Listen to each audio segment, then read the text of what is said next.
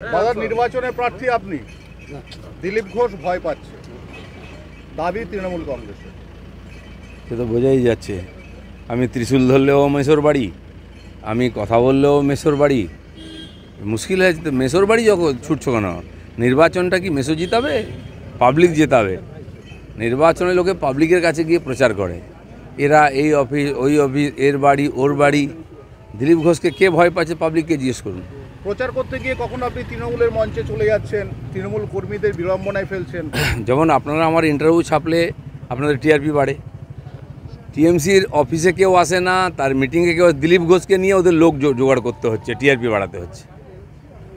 Bahanaga rail দুর্ঘটনা থেকে জাজপুর বাস দুর্ঘটনা, প্রত্যেকটা ক্ষেত্রেই দেখা যাচ্ছে পশ্চিমবঙ্গের মানুষ ইনভলভ, কিন্তু পশ্চিমবঙ্গ সরকারের রেসপন্স বা সাড়া অনেক দেরিতে আসছে, এবং ওড়িশা সরকার তারা অনেক প্রম্পটলি সেখানে কাজ করছে। মমতা ব্যানার্জি এবং তার লোকেরা গিয়ে ছবি তুলে খালি ফায়দা নেওয়ার চেষ্টা করেন।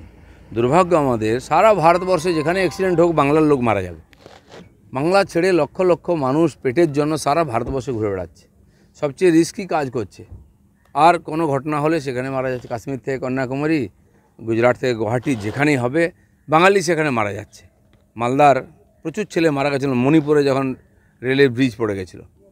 আমরা বালেশ্বরে দেখলাম, যেখানে যেখানে হচ্ছে অ্যাক্সিডেন্ট হচ্ছে। কেন? বাঙালি কি ভিখারি হয়ে ঘুরে বেড়াবে, মরার জন্য জন্মেছে? কারা বাঙালি দুর্দশা করেছে? তারা আবার বড় কথা বলছে, কি করেছে? ভোট চাইছে। বাঙালিকে এখানে থাকলে বন্দুক নিয়ে লড়াই করতে হবে, মারামারি করে মরতে হবে, ক্রিমিনাল হতে হবে, নাহলে কাটমানি নিয়ে বেঁচে থাকতে হবে। আর বাইরে গেলেও সে একই অবস্থা হবে। এই বাংলা কে চেয়েছে? তিনি নাকি আবার চান্স চেয়েছে, তিনি নাকি প্রধানমন্ত্রী হবেন। এক মুখ্যমন্ত্রী হয়ে বাংলাকে যা করেছেন, প্রধানমন্ত্রী যখন, হে ভগবান, দেশের কি অবস্থা হবে কি জানি। অভিষেক ব্যানার্জির চপারে যখন তল্লাশি হলো, এই কথাটা নির্বাচন কমিশন তার ফুল বেঞ্চ দিল্লিতে প্রায় 1 মাস আগে জানিয়ে দিয়েছিল যে ভিভিআইপি মুভমেন্ট যারা করবে তাদের চার্টার্ড ফ্লাইট এবং তাদের চপার, এগুলো তল্লাশি হবে, এবং দায়িত্বটা দেওয়া হয়েছিল আয়কর দপ্তরকে। না, অভিষেকের তো আপত্তির কোনো এক্সকিউজের ব্যাপার নেই। আপনি দেখুন, এর আগের ইলেকশনে আমাদের নেতাদের চপার আর সার্চ করে, যেটা অধিকার আছে। এমসিসি লাগু হলে টাকা পয়সা অবৈধভাবে যাতায়াত করছে, অস্ত্র শস্ত্র যাচ্ছে, যায়। আমরা দেখেছি একসময় কংগ্রেসের রাজ্যপালের আর প্লেন অ্যাক্সিডেন্ট হয়েছিল, উপর থেকে হাজার হাজার টাকা, মানে কোটি কোটি টাকা ছড়িয়ে পড়েছিল, লোক কুড়িয়েছিল।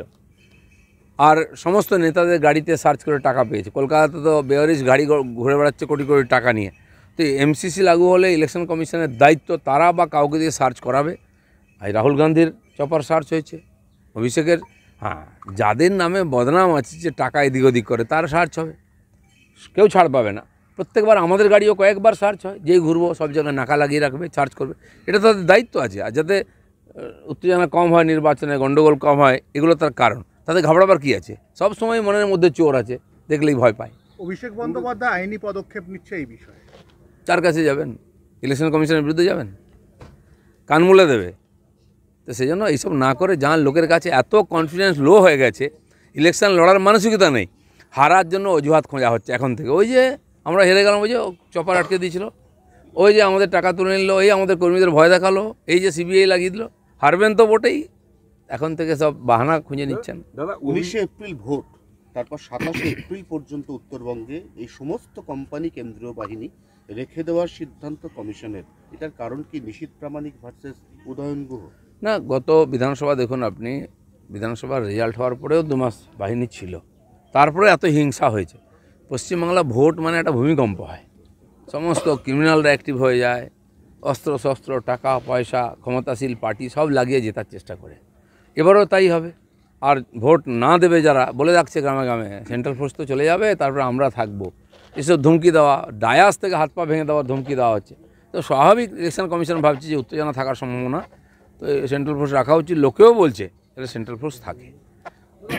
এই চপার নিয়ে দিদিমণি বলছে অভিষেককে বলবো 10,000 কোটি টাকার মানহানি মামলা করতে। তিনি কীভাবে? নিজেদের ওজনটা জানেন কত? 10,000 কোটি টাকা। পাবলিক তাদেরকে কানা কড়িয়ে এখন দাম দেয় না।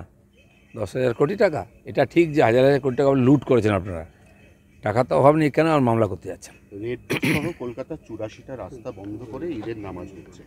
রামনবমীতে কিছুতেই রাজ্য সরকার পারমিশন দিতে রাজি নয়। অবশেষে কাল কলকাতা হাইকোর্ট জানিয়েছে যে একটা জায়গায় যদি 200 লোক মিছিল করে তাহলে সেটা পুলিশ আটকাতে পারবে না, এটা আমরা বিশ্বাস করি। 200 নয়, 50,000-এর মিছিল হবে, কেউ আটকাতে পারে না। এই দেশ রামের দেশ, রাম মন্দির হয়েছে 500 বছর আগে, হিন্দুরা বিজয় উৎসব পালন করবে। আমি আপিল করছি হিন্দু সমাজকে, হাজার হাজার লোক রাস্তায় নামুন, দিলীপ ঘোষ আপনাদের সঙ্গে আছে। ত্রিশূল ধরেছি, সব ধরবো দরকার হলে হিন্দু সমাজের জন্য। কোনো বাপের বেটার হিম্মত নেই হিন্দুস্তানে হিন্দুদের আটকায়। কোর্ট আদালত সব কিছু আমরা তৈরি করেছি, সংবিধান আমরা তৈরি করেছি এই দেশকে রক্ষা করার জন্য। সেজন্য কারো হিম্মত নেই আটকার। টিএমসিএলে তাকে একদম সমূলে বিনাশ করুন এবছর ইলেকশনে। আর সমস্ত গ্রামে গঞ্জে শোভাযাত্রা হবে, দিলীপ ঘোষ সব জায়গায় সামনে দাঁড়াবে। মামদোবাজি পেয়েছো নাকি? 500 বছর আমাদের পূর্বপুরুষরা বলিদান দিয়ে রাম মন্দির প্রতিষ্ঠা করেছেন, আমরা বিজয় উৎসব করবো না? তোমরা এটা গ্রিগিং করে ইলেকশন জিতে গিয়ে বিজয় উৎসব করো। সেই জন্য আজ থেকে আমি তো নিজে শোভাযাত্রায় থাকছি, 4 দিন আমি নিজে রামনবমী পালন করব। কার কত দম আছে আটকাক। ওরা সন্দেশখালি নিয়ে আমার যেটা মন চাই, আমি কোথায় যাব সেটা আমার ব্যাপার। You can not guide me. না যান না আপনি, ত্রিপুরায়, আসামে, গোয়াতেও তো গেছিলেন, কেমন মুখে ঝামা ঘষে দিয়েছিল লোকে, লজ্জা করে না? লড়ছে বর্ধমান দুর্গাপুরে, আমরা লড়ছি তার সাথে ভোটের প্রচারে। লোকসভা ভোট দিলীপ বাবু লড়ছে বর্ধমান দুর্গাপুরে, আমরা লড়ছি তার সাথে ভোটের প্রচারে।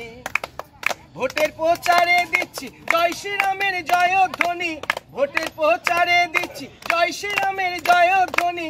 সবাই মিলে করছি ভারত মাতার জয় গানে রে। লোকসভা ভোটে দিলীপ বাবু লড়ছে বর্ধমান দুর্গাপুরে, আমরা লড়ছি তার সাথে ভোটের প্রচারে। গার্ডেন রিচার সন্দেশখালি, তৃণমূলের মুখে কালি। গার্ডেন রিচার সন্দেশখালি, তৃণমূল করে পুকুর চুরি, গর্ব করে এরা বলে,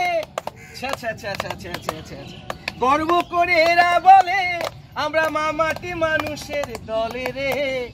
লোকসভা ভোটে দিলীপ বাবু লড়ছে বর্ধমান দুর্গাপুরে, আমরা লড়ছি তার সাথে ভোটের প্রচারে।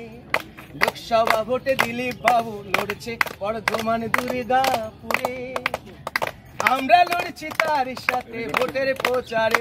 জয় জয় শ্রীরাম, ভারত মাতা কি, দিলীপ বাবু কি।